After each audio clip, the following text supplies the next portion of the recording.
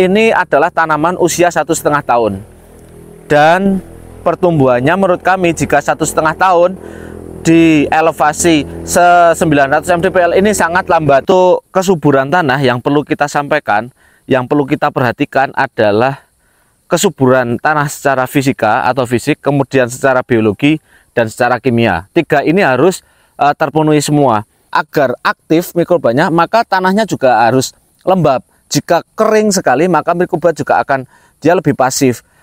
Caranya kemarin kita sarankan untuk pemberian penyiraman 3 hari sekali, dimana awalnya itu 2 minggu sekali.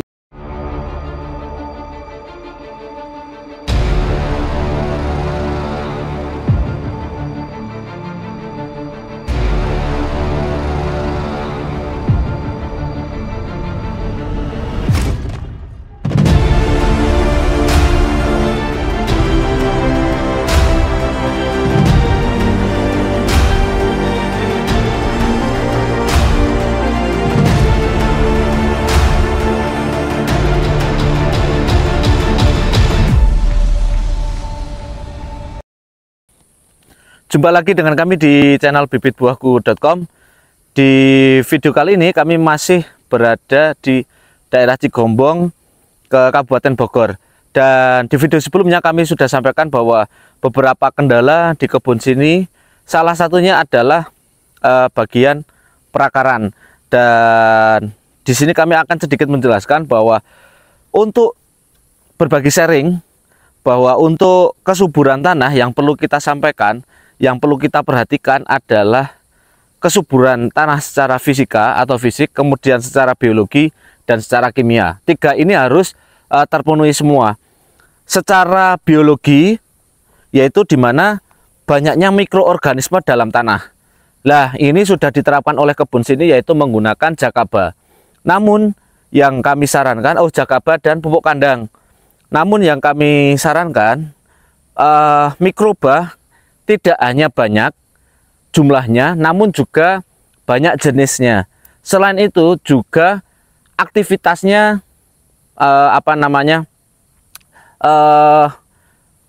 mikrobanya itu juga aktif. Lah, bagaimana cara agar mikrobanya aktif dan mikrobanya banyak? Maka kami kemarin sarankan jangan hanya saja menggunakan jakaba, coba tambahkan pupuk atau POC, baik pupuk padat maupun pupuk cair yang lebih banyak jenisnya. Misal nanti ada jadam, kemudian kemarin juga kami sarankan untuk pemberian fermentasi dari dedaunan hijau-hijauan untuk dijadikan POC, dan kalau bisa ada urin juga lebih bagus.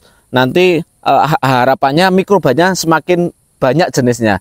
Selain itu, agar aktif mikrobanya, maka tanahnya juga harus lembab. Jika kering sekali, maka mikroba juga akan dia lebih pasif.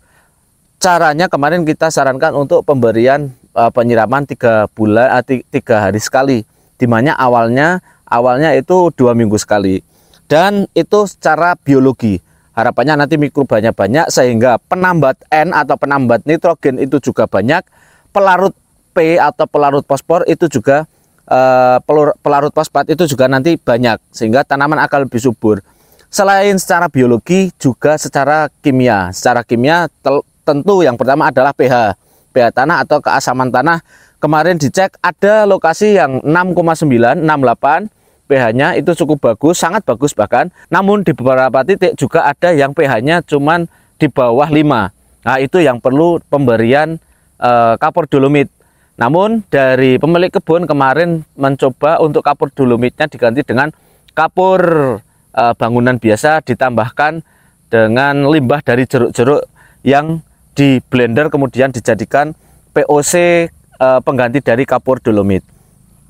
Selain pH juga hara bisa tercukupi dari pupuk organik berupa kotoran kambing, yang itu N totalnya juga tinggi, kemudian C organiknya juga cukup bagus untuk pertumbuhan tanaman. Lah, yang kami akan coba praktekkan di sini adalah secara fisika. Nah, secara fisika atau secara fisik, untuk tanah ini adalah tanaman usia 1,5 tahun, dan pertumbuhannya menurut kami jika 1,5 tahun di elevasi 900 mdpl ini sangat lambat.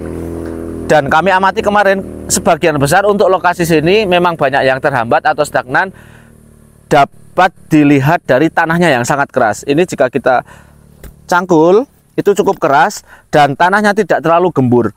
Sehingga kami sarankan kemarin untuk secara fisik gimana tanah itu poros. Nah, untuk tanah poros kemarin kami sarankan untuk penggunaan seperti garpu tanah seperti ini untuk dibuat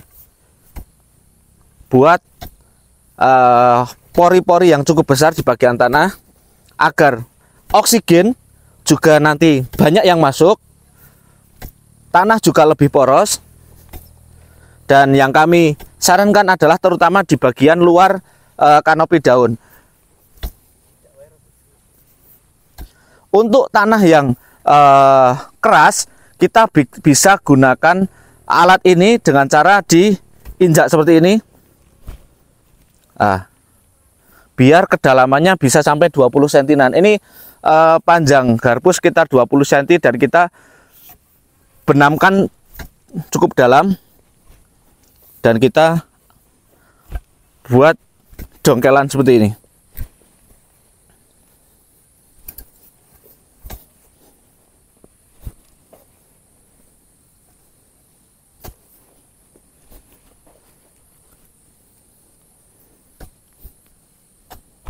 Untuk area tanah yang dekat dengan akar, mungkin jangan terlalu dalam. Kita cukup tanpa diinjak dan biar tanah poros ini bisa Anda gunakan juga cangkul jika memang mahir, dan tapi ketika takut nanti banyak akar yang putus, bisa kita gunakan alat seperti ini. Ini cukup mudah dan cukup membantu untuk membuat kesuburan tanah secara fisik, karena nanti air juga tidak langsung hanyut, jadi tanah juga bisa mengikat, namun juga tidak terlalu jenuh air, jadi porositasnya juga bagus. Selain itu, akar juga akan lebih mudah menembus tanah yang cukup padat. Mungkin itu saja yang bisa saya sampaikan di dalam video ini. Jika teman-teman ada pengalaman lain terkait tanaman yang stagnan, bisa tulis di kolom komentar. Dan jika menurut Anda video kami bermanfaat, silahkan klik like. Jika menurut Anda video kami kurang bermanfaat, silahkan dislike. Jangan lupa subscribe dan tulis komentar Anda di bawah ini. Ini bibit buahku, mana bibit buahmu?